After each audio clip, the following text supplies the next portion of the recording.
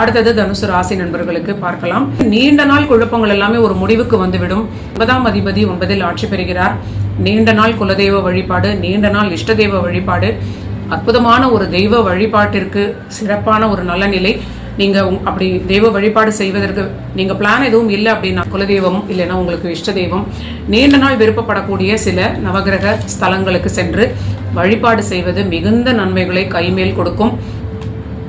இது ஒரு மிகுந்த ஒரு அற்புதமான வருடத்திற்கு ஒரு முறை வரக்கூடிய பாக்யாதிபதி ஆட்சி பெறக்கூடிய நல்ல நிலை. தந்தையுடைய ஆரோக்கியத்தில் சிறிது கவனம் தேவை. சின்ன சின்ன மருத்துவ விரயங்கள் ஏற்படலாம். பணியில் ஒரு பெரிய வளர்ச்சி, திடீர் மாற்றங்கள், இதெல்லாம் பொருளாதார நிலையில் ஏற்படும்.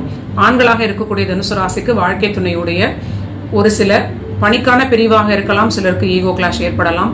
சூழலுக்கு ஏற்றால் போல நீங்க பார்த்து கொள்ள வேண்டும்.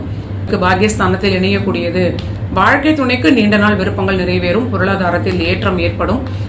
ஆரோக்கியத்திற்கான சில மருத்துவ விரயங்களும் ஏற்படலாம். ஸோ நீங்க ரிலேஷன்ஷிப் வகையில் எல்லா விஷயங்களிலும் கவனமாக இருப்பது, உங்க ஆரோக்கியத்தையும் சரியாக பார்த்து கொள்வது, நிறைய தெய்வ வழிபாட்டிற்கு இந்த மாதம் நீங்க முடிந்தவரை நேரம் அதுக்காக அலாட்மெண்ட் செய்து இந்த மாதம் செய்யக்கூடிய வழிபாடுகளை சிறப்பாக நீங்க முடித்து கொண்டால் அற்புதமான ஒரு நன்மைகள் உங்களுக்கு கிடைக்க காத்து கொண்டிருக்கிறது அப்படின்னு கூட சொல்லலாம். அடுத்தது மகர ராசி நண்பர்களுக்கு பார்க்கலாம். இவர்களுக்கு அஷ்டமஸ்தானம் வலுப்பெறுகிறது. கண்டிப்பாக அஷ்டமஸ்தானம் அப்படிங்கிறது கொஞ்சம் நிதானமாக இருந்தால் மட்டும் போதும். பெரிதாக கவலைப்படவே தேவையில்லை. என கவலைப்பட்டும் ஒன்றும் நடக்காது அப்படிங்கிறத நம்ம புரிந்து கொள்ள வேண்டும். அதை எப்படி சமாளிக்க வேண்டும் அப்படிங்கிறத நம்ம சரியாக அணுக வேண்டும் அப்படிங்கிறத புரிந்து கொள்ள வேண்டும். ஆனால் பொருளாதாரத்திற்கு குறைவு இருக்காது. வாழ்க்கை துணையுடைய வருமானத்தில் ஒரு உயர்வு இருக்கும். ஆனால் கணவன் மனைவியிடையே ரிலேஷன்ஷிப்பில் தொடர்ந்து விட்டுக் கொடுப்பதும், சில விரயங்களில் எச்சரிக்கையாக இருப்பதும் ஒரு பாதுகாப்பை மகர ராசிக்கு கொடுக்கும். உங்களுடைய 2ஆம் வீட்டில் இருக்கக்கூடிய சனி கிரகம், மகரத்தினுடைய 2ஆம் வீட்டில் இருக்கக்கூடிய ராகு கிரகமும் சனி வக்ர நிலையில் உங்களோட ராசிநாதனாக இருப்பதும் நீங்க பிடிவாதத்தை கண்டிப்பாக குறைத்து கொள்ள வேண்டும்.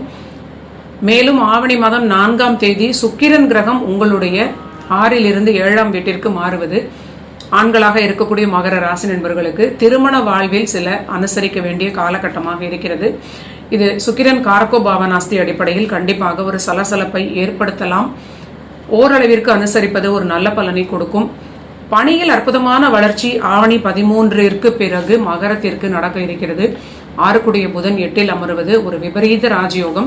நீங்க இந்த ஆவணி முடியும் வரை பெரிய அளவிற்கு சின்ன சின்ன சண்டைகளை பெரிதுபடுத்தாமல் உங்க வேலைகளில் அதிக கான்சென்ட்ரேஷன் கொடுப்பது, பொருளாதாரத்தை அதிகப்படுத்தக்கூடிய சில விஷயங்களில் ஈடுபடுவது மிகுந்த நன்மைகளை கொடுக்கும் மகர ராசி நண்பர்களுக்கு.